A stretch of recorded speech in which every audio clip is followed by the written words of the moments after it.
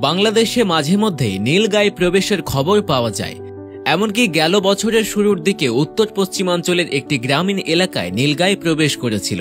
এর আগেও নানান সময়ে এশিয়ান অ্যান্টিলোপ হরিণের সবচেয়ে বড় প্রজাতি ভারত থেকে বাংলাদেশ সীমান্তে প্রবেশ করে। যতবারই এমন ঘটনা ঘটেছে ততবারই প্রশ্ন উঠেছে, নীলগাই কেন বারবার বাংলাদেশে ফিরে আসে?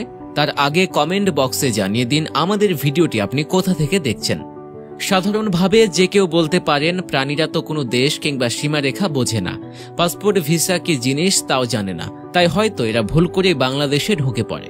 তবে এছাড়াও আরেকটি কারণ দাঁড় করানো যেতে পারে, যা জানলে আবার আফসোসও লাগতে পারে।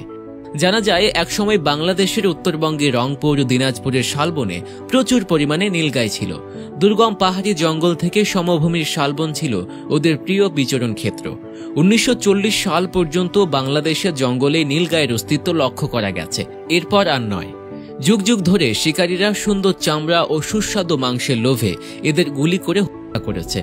বাংলাদেশের প্রকৃতিতে টিকে থাকা শেষ নীলগাই দুটিকে শিকারীর গুলিতেই প্রাণ দিতে হয়েছিল।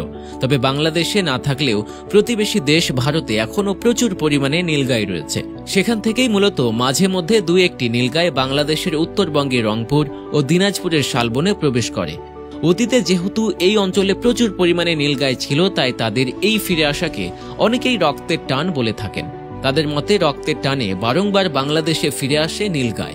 তবে প্রশ্ন হলো, ফিরে আসা নীলগাই এদের স্থানীয় লোকজন কিভাবে গ্রহণ করে? উত্তরটা হবে খুবই হতাশাজনক এবং লজ্জাকর। নিকট অতীতে যতবারই নীলগাই সীমান্ত পেরিয়ে বাংলাদেশে ঢুকেছে ততবারই তাদের করুণ পরিণতি বরণ করতে হয়েছে।